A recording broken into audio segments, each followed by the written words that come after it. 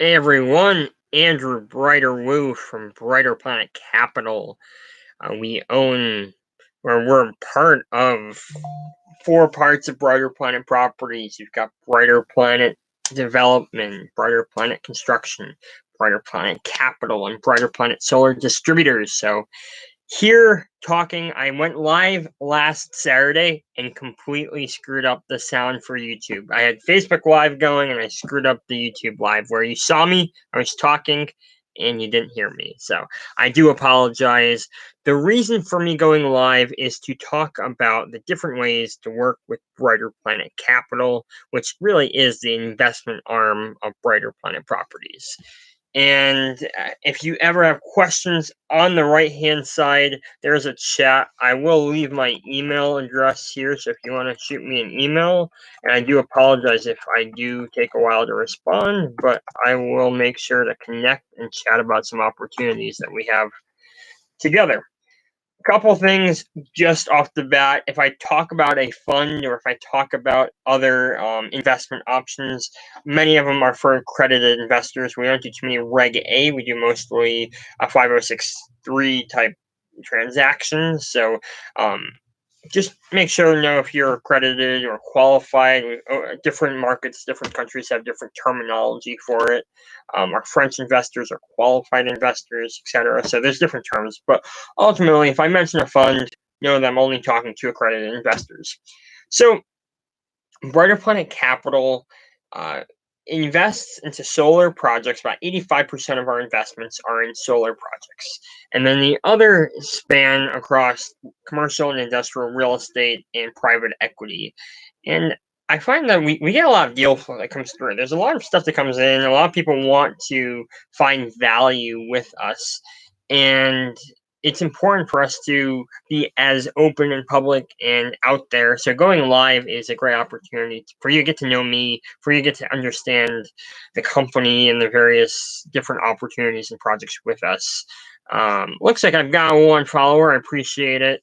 And hopefully there's more that hop on. I'm going to add a few more channels here so I can go live in a few different directions. And let's take Instagram and make that live.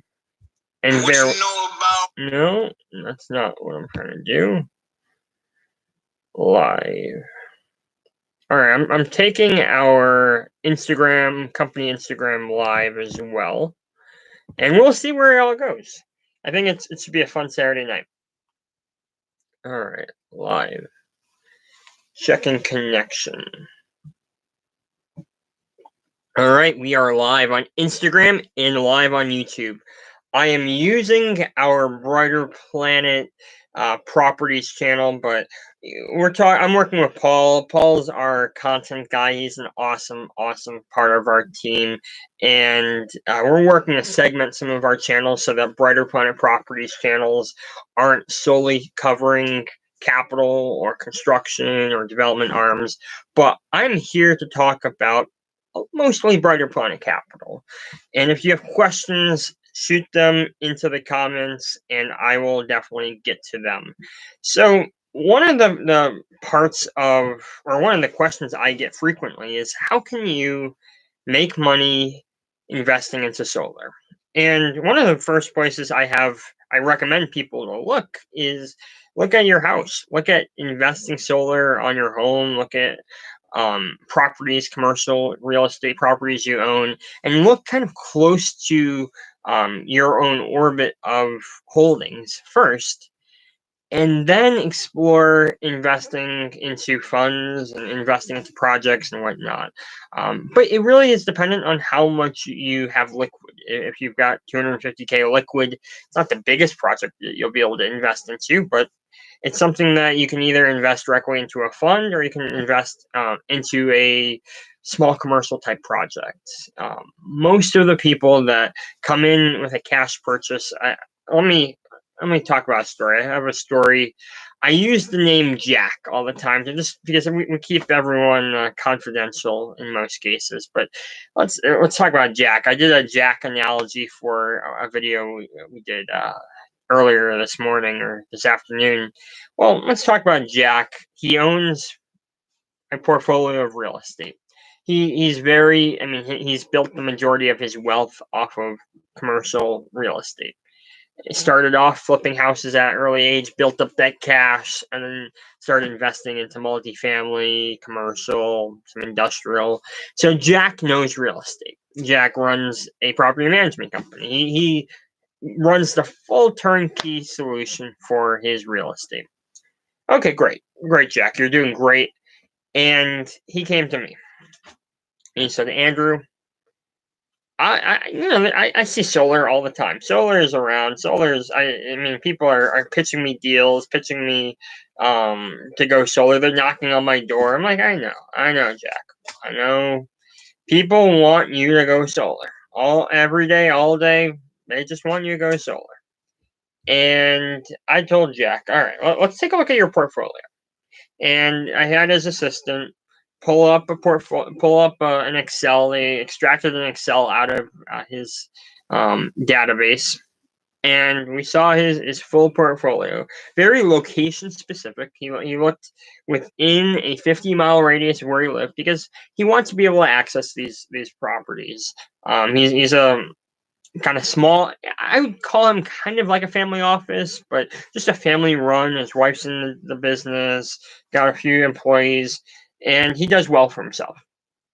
And I think he probably clears in free cash flow a couple million a year. And I think overall he does well. And he said, "What can I do?" And we looked at his portfolio and we said, "You've got a good chunk of properties that have a great incentive program that can actually pay you for the energy. You don't need to consume the energy. Your tenants buy their energy, and they can take advantage. And you can take advantage of selling all that energy off. And this was a market where there was something called SRECs, where you can sell the energy, the solar renewable energy credits off, and get income. So, all right, he did that.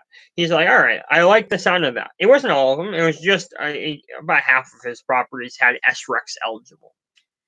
And we said, all right, we can either own the system and just lease your roof, and we get all the SRECs, or you can invest directly into that solar project. And he's like, all right, you got me peaked. I like real estate. I like owning assets.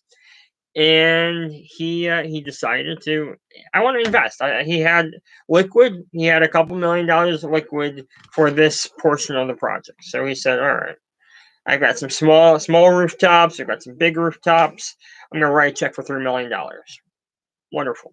He wrote a check for $3 million, and what we did, we started that development process. We started building out projects. We started moving them along, and from there, we kept growing. And it's like, all right, this looks good. We started to see the glass hit the roof. We started to see projects get commercially operational and start cash flowing. And I was like, I was proud of Jack. Jack was, and he got the bug. He got the solar investing bug, and was like, Andrew, where's the next deal? And I'm like, the next deal. What about the rest of your properties that don't have SRECs? What are we gonna do with those? Bear with me. I'm talking a lot. So what he said was, all right, Andrew, what can we do? And I told him that your tenants need energy, right? Fair statement. We have an off taker. The off taker is your tenants. It's not going to be SREC values. It's not going to be values of feed-in tariffs like Massachusetts and Rhode Island, but you can guarantee your tenants a fixed price for their energy, a fixed price, and that is an incredibly powerful option. It would make a tenant want to rent with you because they have predictable operating expenses. The rest of their business is what it is, but they have predictable operating expenses. Okay, so I said, all right, let's lock them in and say right now they're paying 22 cents a kilowatt hour. 22 cents a kilowatt hour they're paying for energy.